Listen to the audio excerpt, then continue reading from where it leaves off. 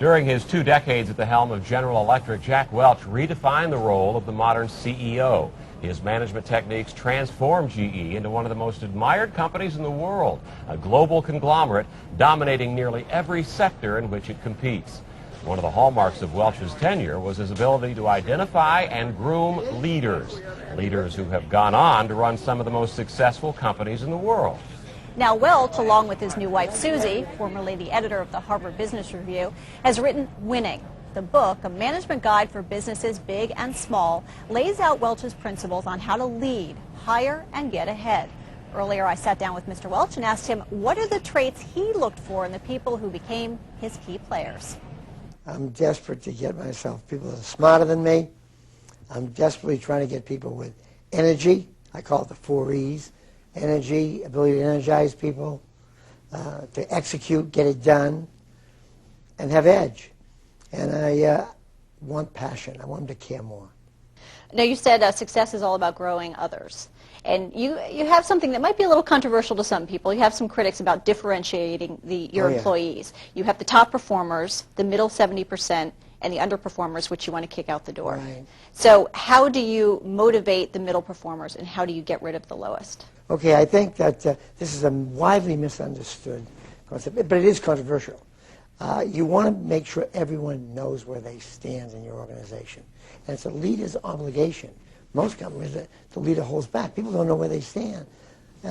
In this case, where you praise the top 20, you take the middle 70 knows how they can improve to get higher, and you never forget them because they're the critical part of the organization. And the bottom 10, you tell them, hey, it's time for you to move on. It's not firing. It's telling them to move on. Find something that way you, and they do themselves. You don't fire anybody when you do that. Maybe 20% of them, but most of them leave on their own because who wants to be in a place where they're not wanted? Nobody does. And what about winning is everything? That's something you believe in. I mean, would you rather be in the loser's locker room or the winner's locker room? It's just more fun. It's more energizing. It's more rewarding in every way, in the soul, in the wallet, every place you want to be. And people are, to see other people win is even more exciting. Once you're a leader, your job isn't about you as much as it's about them.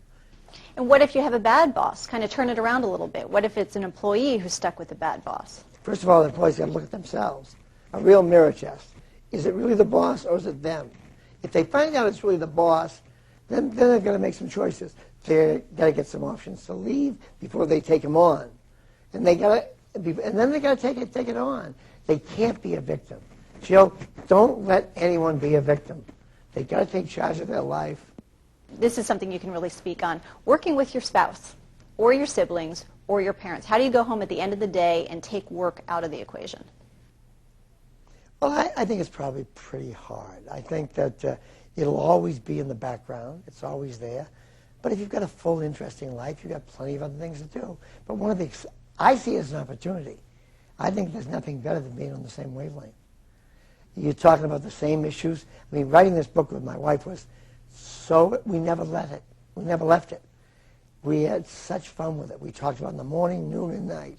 A lot of companies talk about this work-life balance, but really it comes down to the employees. The company wants to make money. The company wants to succeed. So how can an employee really achieve a work-life balance if there are more and more demands from work? Well, first of all, the employees got to make a clear-cut choice as to what they want to do, and they got to understand their life and make a deal with themselves as to what they want to do.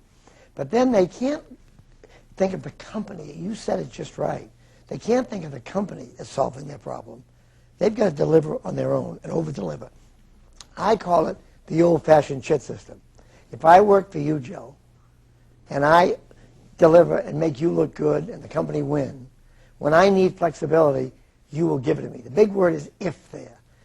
If on the other hand, if I tell you, I'm sorry, Jill, you've got a big report due Friday, but I can't be around Thursday to help you with it.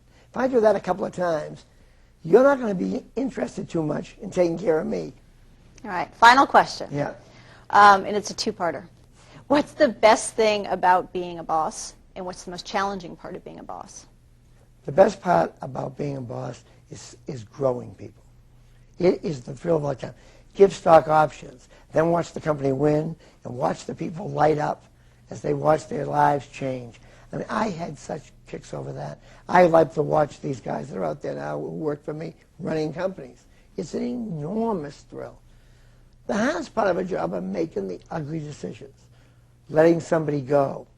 It's awful. And that's why you can never surprise them. You got to always be appraising them. They got to know where they stand. Every time, if you've got any manager watching the show, and they aren't thinking about, do my people know where they stand? Have I told them candidly how I feel about what I like about them and what they need to improve? Then they shouldn't be a manager. Because once you're a manager, it's about them, not about you. Brad, you might call him pretty successful. Might want to take his advice here and now. I think you'd listen to what he says, like Tiger Woods coming over to teach you golf. I think you'd pay attention, right? I'll take it.